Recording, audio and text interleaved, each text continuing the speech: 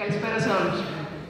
Καταρχάς, θα ήθελα να ευχαριστήσω την Οργανωτική Επιτροπή για την πρόσκληση να βρίσκομαι σήμερα εδώ ως εκπρόσωπος του Διεθνούς Οργανισμού Ατομικής Ενέργειας, γιατί τέτοιου είδους πρωτοβουλίες είναι μια εξαιρετική ευκαιρία να βρεθούμε στον ίδιο χώρο άνθρωποι από διαφορετικούς φορείς και διαφορετικούς οργανισμούς, να δούμε μαζί τα επικαιροποιημένα στοιχεία για την εξάπλωση των γρουπιών, για την εξάπλωση των ασθενειών που μεταφέρουν, να δούμε ποια είναι τα διαθέσιμα εργαλεία που έχουμε, τι μπορούμε να αλλάξουμε, τι μπορούμε να προσαρμόσουμε, τι μπορούμε να βελτιώσουμε και να προσπαθήσουμε με τον καλύτερο δυνατό τρόπο να αντιμετωπίσουμε τα κρούπια και τις ασθένειες που μεταφέρουν.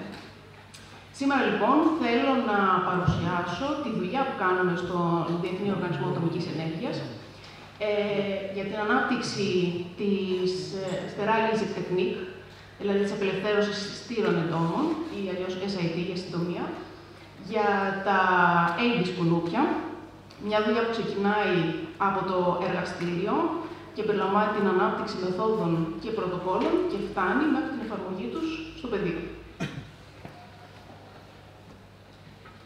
Οι τεχνικές που βασίζονται στην πυρηνική ενέργεια παίζουν σημαντικό ρόλο στην αντιμετώπιση φορέων που μεταφέρουν ασθένειες και επηρεάζουν τη δημόσια υγεία αλλά και τη γεωργία. Τέτοιοι φορείς μπορεί να είναι τα κουνούπια φυσικά, μύγες ή τσιμπούρια, τα οποία μεταφέρουν ιούς ή παράσιτα και μολύνουν ανθρώπους και ζώα. Τέτοιου είδους τεχνικές που βασίζονται στην πυρηνική ενέργεια, οι nuclear techniques, εμφανίζουν πολύ μεγάλα πλεονεκτήματα γιατί είναι ακριβείς, είναι αποτελεσματικές και κυρίως είναι φιλικές προς το περιβάλλον. Μία τέτοια τεχνική είναι η SIT. Η SIT δεν είναι καινούργια τεχνική. Εφαρμόζεται με επιτυχία ήδη από το 1950 στην Αμερική, όπου χρησιμοποιήθηκε για να εξαλειφθεί, να εκριζωθεί ένα έντομο το οποίο γεννούσε τα αυγά του στις πληγές ζώων και οι προνύμφες μεγάλωναν τρώγοντας ουσιαστικά τη σάρκα αυτών των ζώων. Εφαρμόστηκε λοιπόν με επιτυχία εκεί και έκτοτε έχει εφαρμοστεί σε πολλά προγράμματα παγκοσμίως, σε μύγες και σε κουνούπια. Και επειδή έχετε δει πάρα πολλές φορές το slide αυτό σήμερα, θα ήθελα να τη δούμε σε ένα σύντομο βιντεάκι. Mosquito-borne illnesses, such as dengue and Zika, are being battled through an innovative sterilization approach. The sterile insect technique, or SIT, is a type of birth control for insects. Already successful in controlling major crop and livestock insect pests, SIT is being refined and validated to control mosquitoes that transmit diseases to humans. Special factories mass rear millions of male mosquitoes, sterilize them with radiation, and then release them into target areas at regular intervals. Male mosquitoes do not bite, and therefore do not transmit diseases, but they do mate with the wild females, and as the males are sterile, there are no offspring. When sufficient sterile male mosquitoes are released, each successive generation will have fewer wild mosquitoes, and the population will be suppressed. Combining traditional control methods with the release of sterile males aims to reduce mosquitoes enough to prevent disease transmission. As there is no environmental pollution and no development of resistance, it is a sustainable method. A unique collaboration of international agencies is working together to apply this approach to reduce human suffering. Είδαμε λοιπόν ότι η SIT μπορεί να συνδυαστεί με άλλες μεθόδους για να αντιμετωπίσει την εξάπλωση των κουνουπιών και μπορεί ο τελικός μας στόχος να είναι είτε η καταστολή ενός πληθυσμού που θα έχει ως αποτέλεσμα να μειώσουμε την εκτεταμένη χρήση εντομοκτώνων, να μειώσουμε και τον πληθυσμό κάτω από το όριο που δημιουργεί οικονομικές ζημιές και να μην αναπτυχθεί και ανθεκτικότητα στα εντομοκτώνα. Μπορεί επίσης να χρησιμοποιηθεί για περιορισμό ενός πληθυσμού, δηλαδή να μην επιτρέψουμε μία μολυσμένη περιοχή να μολύνει μία διπλανή περιοχή, για αποτροπή, για την περίπτωση δηλαδή που τα μοντέλα μας δείχνουν ότι μπορεί να υπάρξει εισβολή ενός καινούργιου εξωτικού είδους σε μία περιοχή που δεν υπάρχει. Ή τέλος, ένα πρόγραμμα που έχει ήδη εφαρμοστεί είναι η εκρίζωση πληθυσμών. Αυτό βέβαια το πρόγραμμα απαιτεί διαρκείς απελευθερώσεις και είναι μεγάλο και σε διάρκεια, αλλά και απαιτεί μεγάλη χρηματοδότηση. Και μπορεί βέβαια να λειτουργήσει αποτελεσματικά για να εκριζωθούν πληθυσμοί που επηρεάζουν τη δημόσια υγεία. Αντίθετα με το τι θα απαντούσε κανείς στην ερώτηση ποιο είναι το πιο θανατηφόρο ζώο στον πλανήτη, δεν είναι ούτε κάποιο μεγάλο θηλαστικό, ούτε ο άνθρωπος, όπως θα περίμενε κανείς, είναι το κουνούπι. Το 17% των μολυσματικών ασθενειών, σύμφωνα με τον Παγκόσμιο Οργανισμό Υγείας, οφείλεται σε διαβιβαστές που μεταφέρουν αυτές τις ασθένειες και τα κουνούπια καταλαμβάνουν ένα μεγάλο ποσοστό των διαβιβαστών. Τα ανώφελες κουνούπια μεταφέρουν την ελονοσία, η οποία είναι υπεύθυνη για περίπου 400.000 θανάτους κάθε χρόνο, και τα Aedes κουνούπια, όπως το Aedes albopictus και το Aedes aegypti, μεταφέρουν, όπως είδατε και πριν, το δάκιο, τον τσιπούνια ιό, τον κίτρινο πυρετό και τον ιό Ζίκα. Σύμφωνα με το ECDC, ο δάκιος πυρετός έχει εμφανίσει μεγάλη έξαρση, πάνω από 2 εκατομμύρια περιπτώσεις μέσα στο 2024 και πάνω από 500 θανάτους. Οι περιοχές στις οποίες εμφανίζεται κυρίως είναι η Νότια και η Κεντρική Αμερική, αλλά δεν μπορούμε να παραβλέψουμε ότι έχει εμφανιστεί και σε χώρες της Ευρώπης, όπως την Ιταλία, την Ισπανία και την Γαλλία. Το Aedes albopictus, όπως είδατε και πριν, τα έχει καταφέρει πολύ καλά. Έχει καταφέρει να εδραιωθεί σε πολλές ευρωπαϊκές χώρες. Αυτά είναι τα τελευταία δεδομένα του ECDC για τον Οκτώβριο του 2023. Πράγματι, κινείται σε βόρειες και δυτικές χώρες που δεν αναμενόταν να εδραιωθεί και σε αυτό συμβάλλει πολύ και η κλιματική κρίση, αλλά και το διεθνές εμπόριο και η μετακίνηση των ταξιδιωτών. Και το Aedes aegypti χτύπησε την ευρωπαϊκή πόρτα, έχει εντοπιστεί στην Κύπρο. Οι μελέτες δείχνουν ότι αναμένεται να εδραιωθεί να εντοπιστεί και να εδραιωθεί και σε άλλες χώρες, ιδιαίτερα της Νότιας Ευρώπης, κυρίως λόγω της αύξησης της θερμοκρασίας που προκαλείται λόγω της κλιματικής κρίσης, αλλά και των ακραίων φαινομένων που ήδη βιώνουμε, όπως ο Ντάνι στη Θεσσαλία. Εδώ να κάνω μια παρένθεση και να σας πω ότι εγώ κατάγομαι από τη Θεσσαλία. Οι πλημμύρες τον Σεπτέμβριο του 2023 επηρέασαν την οικογένειά μου, αλλά αυτό που ήθελα να σημειώσω είναι ότι όταν γεννήθηκα, και όσο γιατί μεγάλωσα στη Θεσσαλία, η λίμνη Κάρλα ήταν για μένα μια ιστορία. Είχε αποξηρανθεί και μιλούσαν για μια λίμνη που πλέον δεν βλέπαμε. Ήταν όλοι οι εκτάσεις καλλιεργήσιμες. Μετά την κακοκαιρία Ντάνιελ του Σεπτέμβριου, στο 36 μου είδα για πρώτη φορά τη λίμνη Κάρλα στην πρώτερη κατάστασή της. Οπότε, όπως καταλαβαίνετε, τα φαινόμενα είναι ραγδαία και θα πρέπει να είμαστε στη συνεχή επιφυλακή, γιατί φαίνεται να τρέχουν πιο γρήγορα από εμάς.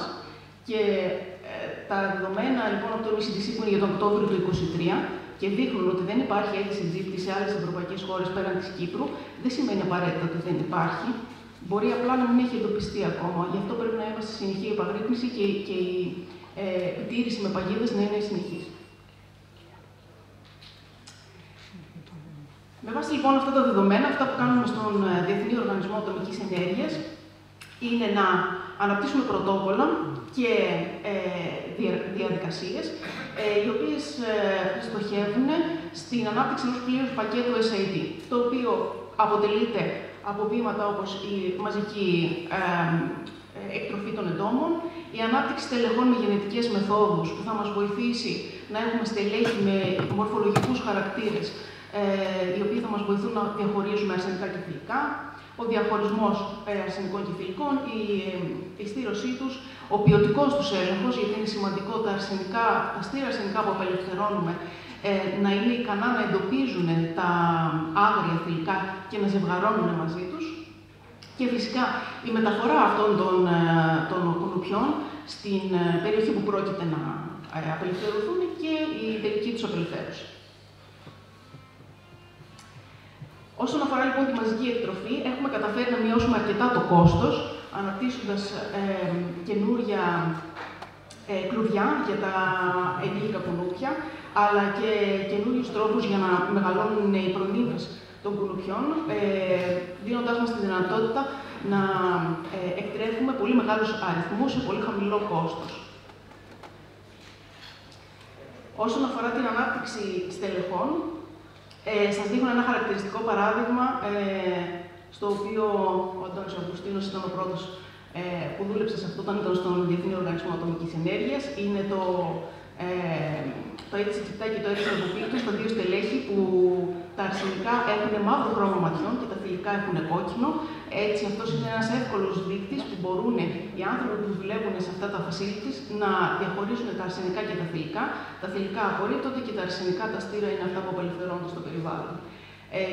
Τα δεδομένα που έχουμε για το LCGT είναι ένα πολύ σταθερό στέλεχος, δεν έχει πολύ ψηλά φαινόμενα γενετικού ανασυνδυασμού και είναι ένα κατάλληλο στέλεχος για να χρησιμοποιηθεί μελλοντικά και σε προγράμματα SIT. Ο διαχωρισμός αρσενικών και θηλυκών. Οι δύο διαχωριστές που βλέπετε δεν έχουν αναπτυχθεί από τον Οργανισμό Ατομικής Ενέργειας, αλλά από δύο χώρες, από Κίνα και Σιγκαπούρη. Αλλά η δουλειά μας ήταν να πάρουμε και τα βιομηχανήματα στην Αυστρία, να τα αξιολογήσουμε με τα δικά μας στελέχη και τελικώς να γράψουμε μια αναλυτική αναφορά, στην οποία αναπτύσσουμε τα υπέρ και τα κατά τους, όχι μόνο τεχνικά, αλλά και με βάση το κόστος τους. Και αυτή η αναφορά είναι διαθέσιμη προς όλα τα μέλη του οργανισμού που θέλουν να αναπτύξουν αυτή τη τεχνική και αναρωτιούνται αν ένας από τους δύο σώροπες είναι κατάλληλος για το πρόγραμμά τους. Το ίδιο έχουμε κάνει και με την στήρωση. Έχουμε δοκιμάσει μηχανήματα που χρησιμοποιούν γάμμα ακτινοβολία ή X-rays και έχουμε καταφέρει να εντοπίσουμε ποιες είναι οι σωστές δόσεις ακτινοβολίας για το κάθε είδος, στην περίπτωση των ενηλίκων. Και τελευταία αναπτύξαμε και ένα δοχείο το οποίο χωράει, όπως βλέπετε στο κάτω μέρος, έχει 4 χώρους και χωράει χιλιάδες ενήλικα κουνούπια, τα οποία επειδή είναι παγωμένο παραμένουν σε λιθαρική κατάσταση και μπορούμε έτσι να τα στηρώνουμε όλα μαζί. Τέλος, είναι πολύ σημαντικό ο ποιοτικός έλεγχος, δηλαδή ό,τι ισχύει για τις μύγες που λένε the fly should fly, πρέπει και το κουνούπι να πετάει, αλλιώς δεν έχει κανένα λόγο να βρίσκεται εκεί έξω. Πρέπει να πάει και να μπει τα άγρια θηλυκά και να ζευγαρώσουμε μαζί τους. Έχουμε αναπτύξει ένα flight test και έχουμε προχωρήσει και στην ανάπτυξη πρωτοκόλων για το πακετάρισμα των κουνουπιών, για τη μεταφορά τους στην περιοχή όπου πρέπει να απελευθερωθούν και για την απελευθέρωση τους με δρόμους. Όλες αυτές οι ενέργειες έχουν ως τελικό στόχο να μεταφέρουν την τεχνογνωσία στα κράτη-μέλη που θέλουν να αναπτύξουν την SIT για να καταπολεμήσουν κουνούπια στην περιοχή τους. Μέχρι στιγμής, όπως βλέπετε, έχουμε μεταφέρει, από τη λίστα, έχουμε μεταφέρει αυτή την τεχνογνωσία μας σε χώρες της Αμερικής, στη Λατινική Αμερική, στην Ευρώπη και στην Ασία. Αναπτύξαμε παράλληλα και ένα πρωτόκολλο, το οποίο δρά ως οδηγός για τις χώρες που θέλουν να αναπτύξουν SIT στην περιοχή τους. Η πρώτη φάση, το pre-intervention, ξεκινάει με την πολιτική βούληση και με την δέσμευση της εκάστοτε κυβέρνησης ότι θα αναπτύξει ένα SIT πρόγραμμα στην περιοχή και φυσικά ότι θα διαθέσει και την κατάλληλη χρηματοδότηση. Στην επόμενη φάση πρέπει να γίνει μια εκτεταμένη συλλογή data, τα οποία θα δράσουν επικουρικά και θα μας οδηγήσουν στην κατάλληλη απόφαση στο πώς πρέπει να εφαρμοστεί η SIT στη συγκεκριμένη περιοχή, με το συγκεκριμένο είδος, με τις συγκεκριμένες περιβαλλοντικές συνθήκες. Και πηγαίνουμε στα small scale field trials, όπου κάνουμε απελευθερώσεις σε μικρό επίπεδο, στα pre-operational περισσότερες απελευθερώσεις και τέλος το operational. Υπάρχουν πολλές χώρες τις οποίες στηρίζει αυτή τη στιγμή ο Οργανισμός Ατομικής Ενέργειας, που βρίσκονται σε διαφορετικές φάσεις της πυραμίδας, και αυτό που θα πρέπει να σημειωθεί είναι ότι για να μεταφερθεί μια χώρα από τη μία φάση στην άλλη, θα πρέπει να έχει συμπληρώσει πετυχημένα την προηγούμενη φάση. Στον χάρτη με τους κύκλους βλέπετε τις διάφορες χώρες, δεν είμαι σίγουρη αν φαίνεται. Βλέπετε λοιπόν τις διάφορες χώρες οι οποίες βρίσκονται σε διαφορετικές φάσεις αυτής της πυραμίδας ανά τον κόσμο, και παρατηρείται και μια συνεχής αύξηση των χωρών που ενδιαφέρονται να εφαρμόσουν την SIT για την αντιμετώπιση των κουνουπιών. Μερικά success stories τα οποία αυτή τη στιγμή βρίσκονται σε εξέλιξη ή έχουν ολοκληρωθεί και στα οποία ο Διεθνής Οργανισμός Ατομικής Ενέργειας έχει συμβάλει με την τεχνογνωσία του, είναι η περίπτωση της Σρι Λάγκα, όπου βλέπετε ότι με την δεύτερη απελευθέρωση στήρων κουνουπιών είχαμε σχεδόν 98% μείωση του πληθυσμού. Στα δεξιά είναι η περίπτωση της Ελλάδας για το Aedes albopictus από τον Απρίλιο ως τον Νοέμβριο του 2019, που πάλι είχαμε μια εξαιρετική μείωση του πληθυσμού. Συνεχίζουμε με την Ιταλία και πάλι Aedes albopictus από Μάιο έως Οκτώβριο του 2021. Κατάφεραν να έχουν και εκεί μείωση του πληθυσμού Aedes albopictus. Το ίδιο και στην Ισπανία, το 2021 και το 2022. Μάλιστα το 2021 απελευθέρωναν σχεδόν 8 εκατομμύρια κουνούπια το χρόνο. Η Φλόριντα είναι άλλο ένα εντυπωσιακό παράδειγμα, αυτή τη φορά για Aedes aegypti, όχι Aedes albopictus. Με την μπλε γραμμή βλέπετε την μείωση στην περιοχή όπου απελευθερωνόντουσαν στήρα Aedes aegypti. Και στην Βραζιλία, επίσης, το Ιούλιο έως Δεκέμβριο του 2021 απελευθερώνονταν περισσότερα 700.000 αρσενικά την εβδομάδα, και είχαμε και εκεί μια εντυπωσιακή μείωση του πληθυσμού κατά τη διάρκεια των απελευθερώσεων. Και τέλος, δύο ακόμα περιπτώσεις για Aedes aegypti στην Κούβα, όπου η μείωση, όπως βλέπετε στο κάτω μέρος του γραφήματος, έφτασε ο πληθυσμός να είναι σχεδόν να μην εντοπίζονται, και στην Πορτογαλία για το Aedes albopictus το 2023, όπου είχαμε μέχρι και 100.000 στήρα αρσενικά την εβδομάδα, τα οποία και πάλι είχαν ως αποτέλεσμα τη μείωση του πληθυσμού στην περιοχή που απελευθερώνονταν. Η SIT μπορεί να χρησιμοποιηθεί κατά των κουνουπιών Aedes και έχει, όπως όλες τις τεχνικές, πλεονεκτήματα και κάποιες προκλήσεις που πρέπει να αντιμετωπιστούν. Τα πλεονεκτήματα είναι ότι είναι βιώσιμη τεχνική, είναι φιλική προς το περιβάλλον και είναι πολύ συγκεκριμένη προς το είδος που στοχεύει. Επίσης, τα Aedes κουνούπια είναι εύκολο να μεγαλώσουν σε τεχνητά περιβάλλοντα και το να εξαφανιστούν τα Aedes aegypti από μια χώρα στην οποία εισβάλλει δεν απειλεί την τοπική βιοποικιλότητα, γιατί δεν ήταν εκεί προηγουμένως. Είναι ένα invasive species. Οι προκλήσεις της SIT είναι το κόστος. Όσο περισσότερο αυξάνεται το πρόγραμμα, τόσο περισσότερο αυξάνεται και το κόστος. Τα logistics, πρέπει να υπάρχει μια ξεκάθαρη διαδικασία για να μεταφέρονται τα κουνούπια με ασφαλή τρόπο, χωρίς να επηρεάζεται η ποιότητά τους στην περιοχή που πρόκειται να απελευθερωθούν.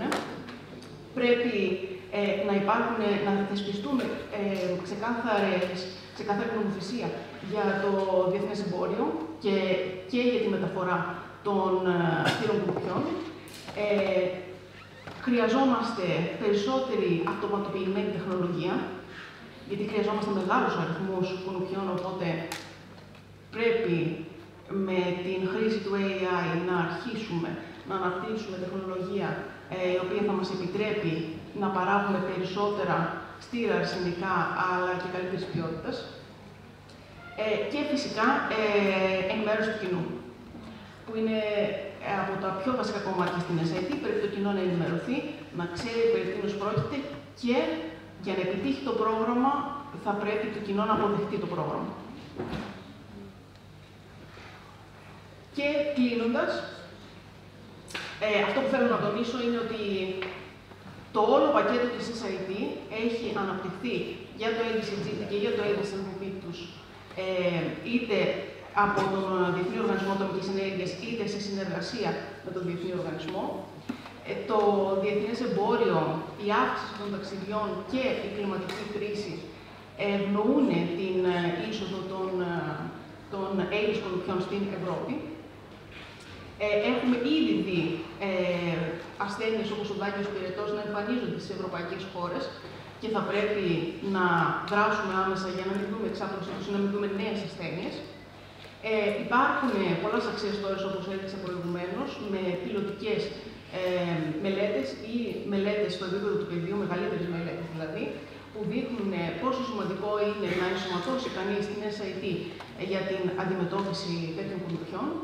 Και τέλος, ο Διεθνής Οργανισμός Ατομικής Ενέργειας μπορεί πάντα να βοηθήσει όποιο κράτος μέλος ενδιαφέρεται να αναπτύξει πρωτόκολλα για την SIT για να αντιμετωπίσει τα κουνούπια που έχουν ήδη εισβάλει ή που θα εισβάλλουν στην περιοχή.